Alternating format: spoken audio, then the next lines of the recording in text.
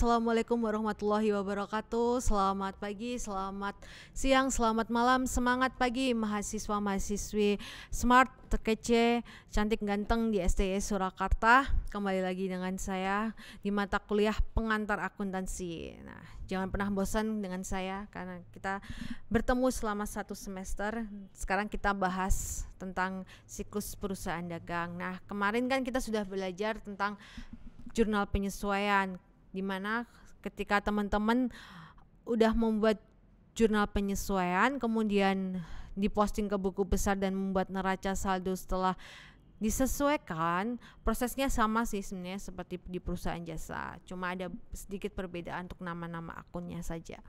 Nah, kita akan belajar tentang laporan keuangan di perusahaan dagang, di mana laporan keuangan ini pasti teman-teman juga tahu sangat penting buat sebagai ownernya, untuk pihak internal, eksternal, itu laporan keuangan sangat penting, di mana kita bisa melihat kinerja dari perusahaan tersebut. Kalau seorang investor sendiri, dia harus bisa membaca sebuah laporan keuangan juga, karena apakah perusahaan itu memiliki kinerja yang sehat, kemudian apakah bisa berekspansi, apakah bisa menghasilkan laba, atau malah dia mengalami kerugian terus tiap tahunnya.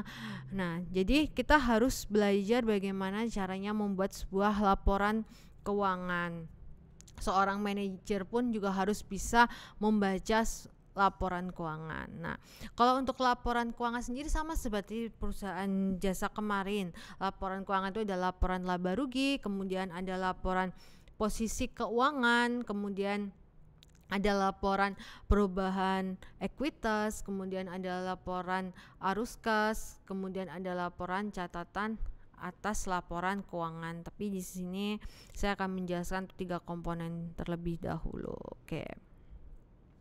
Untuk laporan laba rugi sendiri sebenarnya ada 2 bentuk. Ada laporan laba rugi dalam bentuk langsung, ada juga laporan laba rugi dalam bentuk tidak langsung. Nah, kalau laporan laba rugi untuk bentuk tidak langsung itu ada pendapatan dari penjualan, kemudian dia dikurangin terlebih dahulu dengan harga pokok penjualan menjadi laba kotor. Seperti tadi di awal kita juga sempat menyinggung ya perbedaan antara laporan keuangan perusahaan jasa dengan laporan keuangan perusahaan dagang.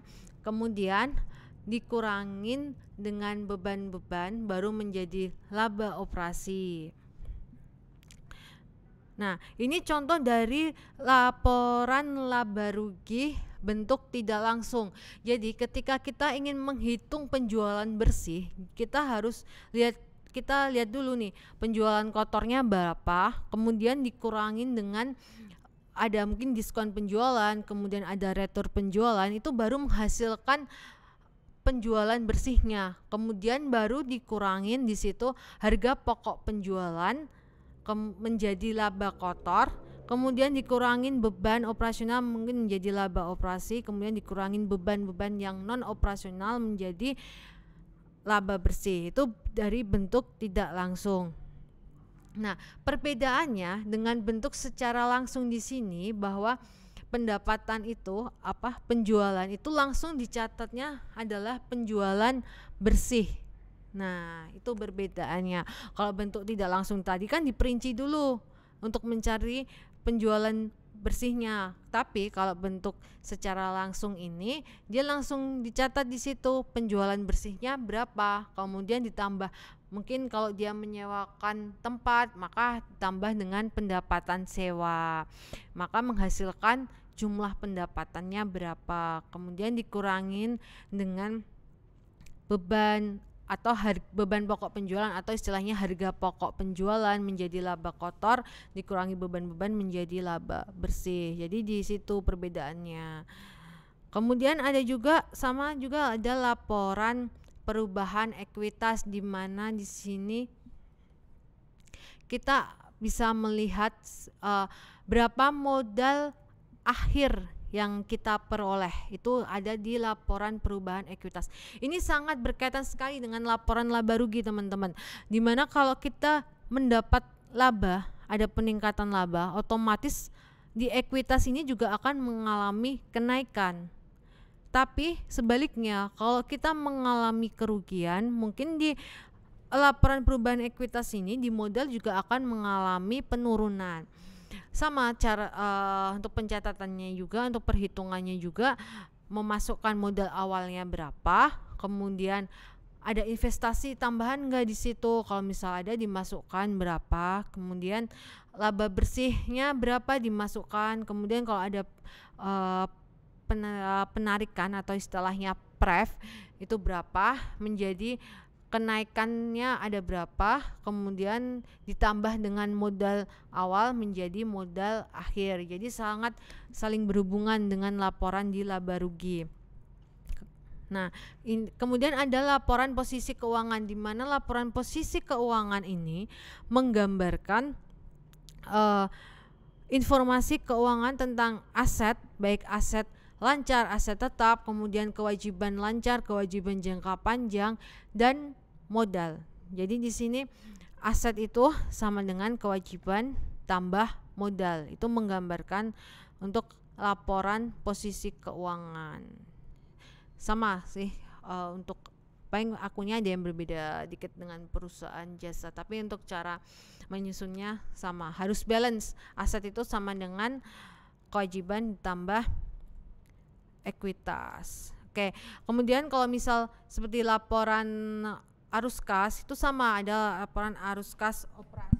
Ada laporan arus kas operasi itu berkaitan dengan aktivitas operasi suatu perusahaan. Kemudian ada laporan arus kas investasi berkaitan dengan investasi perusahaan, misal seperti perusahaan membeli gedung, membeli tanah, itu termasuk investasi. Ada pendanaan ketika perusahaan itu dia mendapatkan dana ataupun mengeluarkan dana, itu misal kayak membayar utang di bank, itu pendanaan contohnya.